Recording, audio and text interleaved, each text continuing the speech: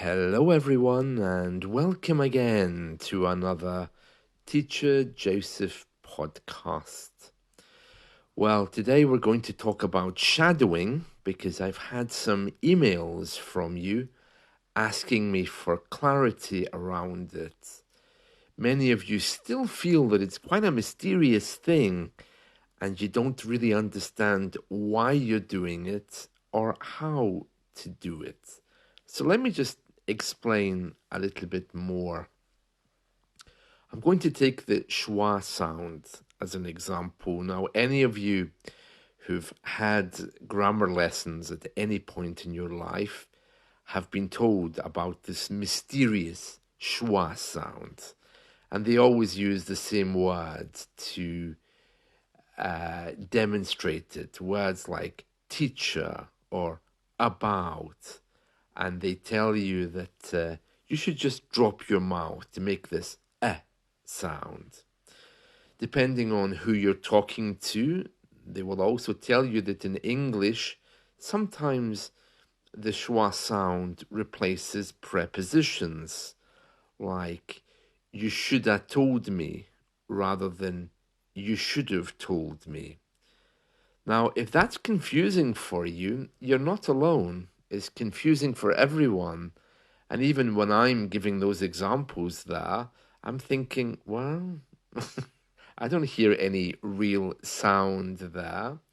The problem is, if you study a rule, you're expected to remember that rule, but it doesn't help you use it. Whereas, if you do something practical with that rule, then it makes it more alive. If you look through any pronunciation guide, you're going to see lots and lots of rules. The last one I looked at had something like 20 rules. Oh, remember, if these two vowels are together, you make this sound. Remember, if these vowels are together, then you make that sound. Oh, and after the letter K, it's different. After the letter Q, it's different. And if you put N and G, the consonants together, this is a sound. I mean, really, who can possibly remember all those rules? Nobody can. So the best way to be learning this kind of stuff is not about learning the rules, it's about simply copying a person who's using those rules. And when you copy a person who uses those rules, if you're really interested, you can go and read about the rules, but otherwise you wouldn't need to know. So, for example, if you hear a radio presenter speaking on the radio, he's on there every day, so you can trust him to be a good presenter. You like his accent. What would you do? Run away and write to him and ask him what rules he's using? Because the chances are you're not going to get a reply. And even if you did get a reply, the person's probably going to say, sorry, I don't know anything about rules. All I can tell you is this is how I speak. Children can't read or write, so they can't follow rules. They just copy their mother and their father. So they don't learn rules, they learn immediately the demonstration of the rule. And that is what we're talking about. Demonstrating rules rather than learning what they're called. Imagine in your house today, there's a bag of potatoes. Okay, so if you go to your kitchen, you'll find a bag of potatoes. Now, imagine that you don't know what potatoes are. This is the first time you've seen them. So you go to the kitchen, you see this plastic bag, you look inside it, and there are these large lumps of something. They look like stones, but they're maybe a bit softer. Okay? So, in order to find out what they are, you email your friend and you say, hey, can you give me the name of these things? And your friend comes back and says, yeah. They're potatoes. Now you're very hungry. There's no other food in the house. So now you know what they're called. Does that help you? Are you still hungry? Of course you are, because you don't know what to do with them. You're looking at them and you think, oh, well, they don't look very tasty exactly. What am I supposed to do with them? So, imagine a second scenario. You have a bag of potatoes in the house. You know what they are, you know how to cook them, but you don't know what they're called in English. Now, which of those two scenarios are demonstrating the most useful thing? Which of those two scenarios would be most useful for you? Of course, it's using the potatoes, because you can cook dinner for a family of 6 people. But if you just want to know the name of them and then you can't work out how to use them, it's of absolutely no help. So, this brings me back to my point. Okay, you can learn as much as you want about the schwa sound and about the rules of English. You can buy as many grammar books as you want. They are helpful because they can introduce you to certain points of English so you know why we say things, but you can't expect them to teach you how to speak.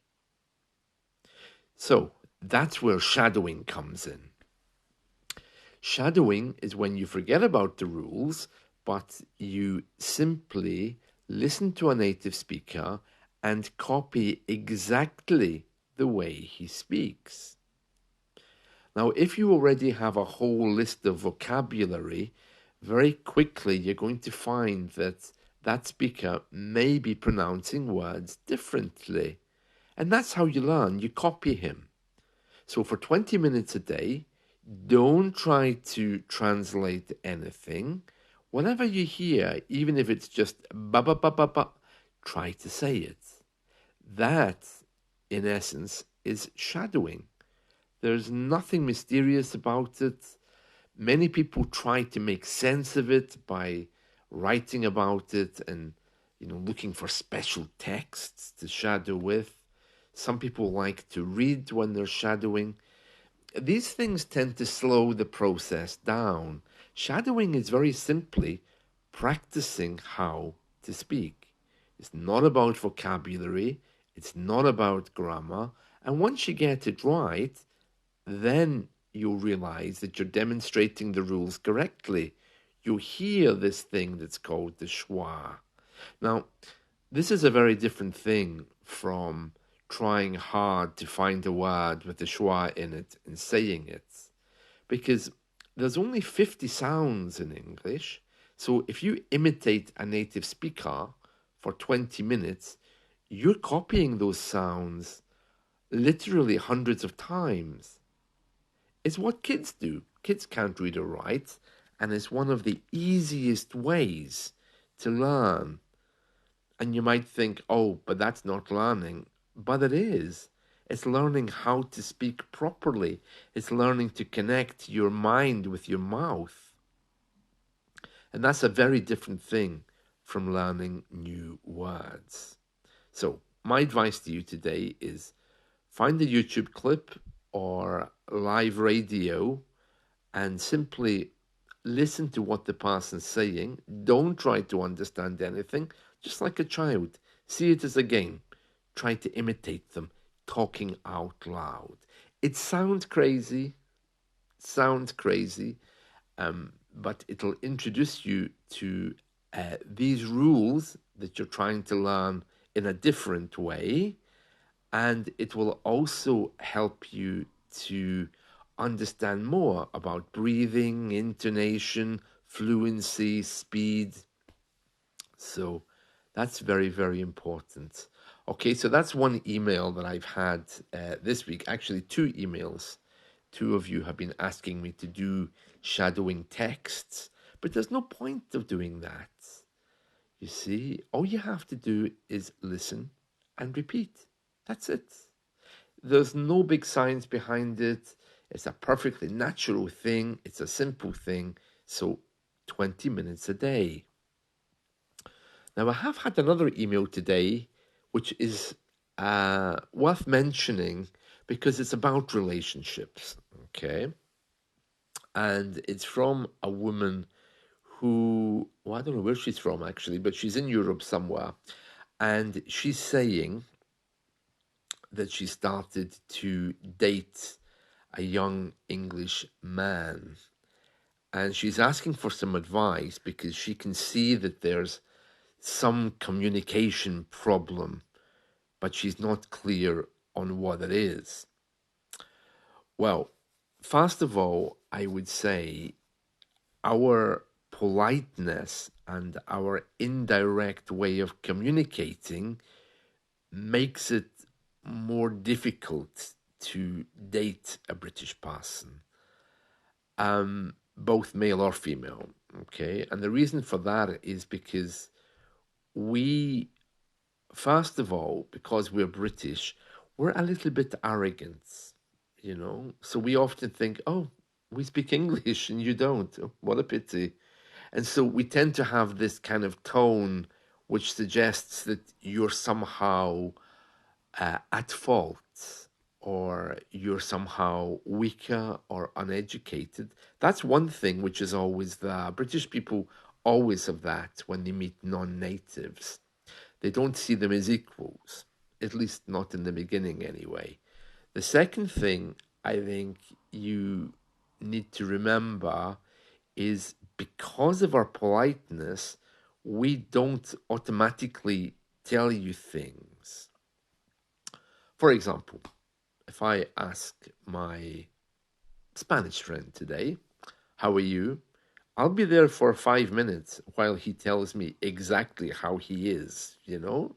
And then I did this, and then I did that, and then I woke up and blah, and everything. And that's just his way. Okay. I don't want to stereotype and say that's a Spanish thing. I think it's just a human thing. It's what people do. British people, on the other hand, we are trained not to do that. We are trained to give the other person time to talk about himself or herself and then wait to be asked. And you? At the end of the conversation.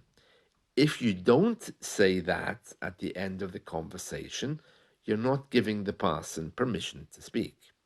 Okay, so for example, if you're dating the British guy and he says, how are you? And you say, yeah, I'm fine. You know, I met my mother this week and we had coffee and we had cake and it was absolutely delicious and everything. And really, it was so nice. If you're waiting for him to tell you how his week was, he's not going to tell you until you ask. So you need to say, and you? How was your week? If you don't do that, he's going to think, well, she never asked me, so I don't have permission to say about my week. And if you continue doing that again and again, he's going to begin to think, you're selfish because you're not asking me anything about myself. Whereas if I go into, let's say, a room of Iranians today, the room won't be quiet. They'll all be talking to each other because I've noticed that in many cultures around the world, they talk at each other, not to each other. They both speak at the same time and they're both happy to express how they feel. In British culture, that's not how it works. There has to be a permission given for the other person to speak. It's considered very rude if you're very loud. Okay. Now, of course, it's not always like that. I mean, when British people are drunk or when they're in a very, very relaxed atmosphere with family and close friends, it's a little bit different. But in a dating scenario, when you don't know the person well, you need to be very careful. So the first thing is politeness. Give the person permission to speak. You talk a bit, then you ask them to talk a bit, okay? Because they're not going to do it naturally. If you see them just looking at you, then you know that something isn't right if they're not speaking, because they'll feel they don't have permission to speak. It's about a balance of power. Okay, that's the first thing. The second thing, and this is a bit of a difficulty if you're dating a British person, we really don't care about food. Okay, so if you're going to talk for hours about Mama's food last night and how delicious it was, you'll probably get a response of, yeah, yeah, that's nice, uh-huh, uh-huh. But if you start saying, oh, but you need to taste the food, it really is delicious, and then that interview that some cultures do, you finish eating Mama's food, and then they kind of gather around you. So, what did you think of my mother's cooking? Um, that's very intimidating. We don't actually taste food. I mean, we taste it, but not in the same way as you do, because we have no memories associated with it. If you ask me what my mother cooked, well, I can remember the things she cooked, but I can't remember any particular taste or any memories associated with it. So these are cultural things. Okay.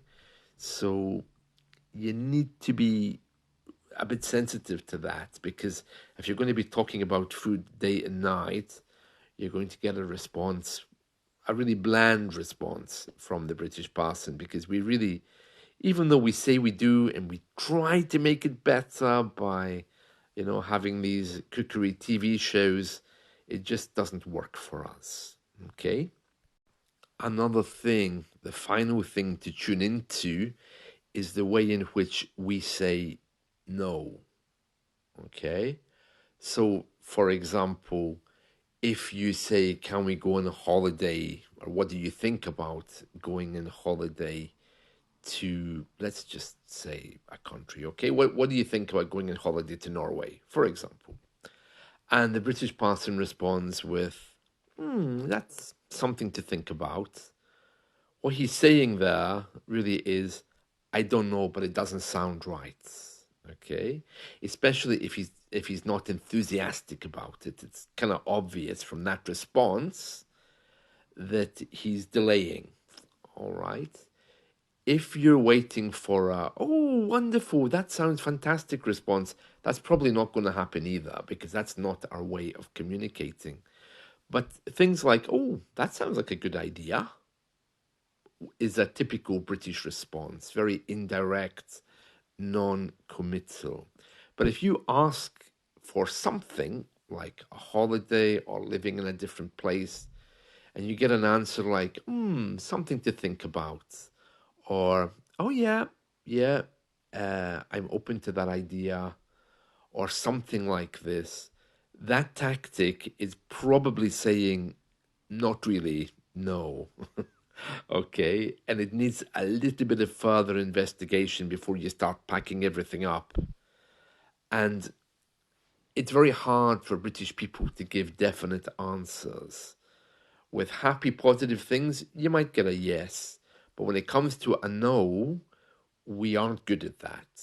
Okay, and when you're in a culture which is very good at that, you have to be very careful, because maybe 1 month in the future, the British man is going to say, sorry, we need to break up. Or he's not returning your phone calls because he remembers that conversation and what you want to do, and he doesn't want to do it. But he's not able to tell you. So that is a kind of scenario you're being faced with, okay? So if you are dating someone that's British, just remember these few points. Listen is absolutely number one, okay? If you're accustomed just to talking and for the other person to be talking, that doesn't happen with British people, okay? If you get the person maybe after a few beers, they might open up a little bit more, but then the next day they're not going to remember anything they said. So that's not a good idea either. So it's a bit of a minefield. And if you think that's bad, it's actually the same for British people when they date. We often have these difficulties because we never really know what the other person is thinking. When we get older, it's a little bit easier because you can be quite direct with people with more experience and more confidence. You can say things like, "What do you mean that should be okay? Is that a yes or a no? Why are you uncomfortable with it?" But of course, if you do that on a fast date, the person's going to run, you know?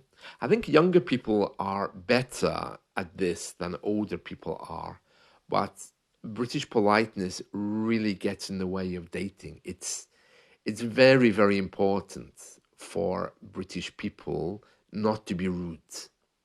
And that in other cultures can really be interpreted as either arrogance, or it can be seen as a bit of a problem because the other person is not speaking, or they might just think that the British person is shy.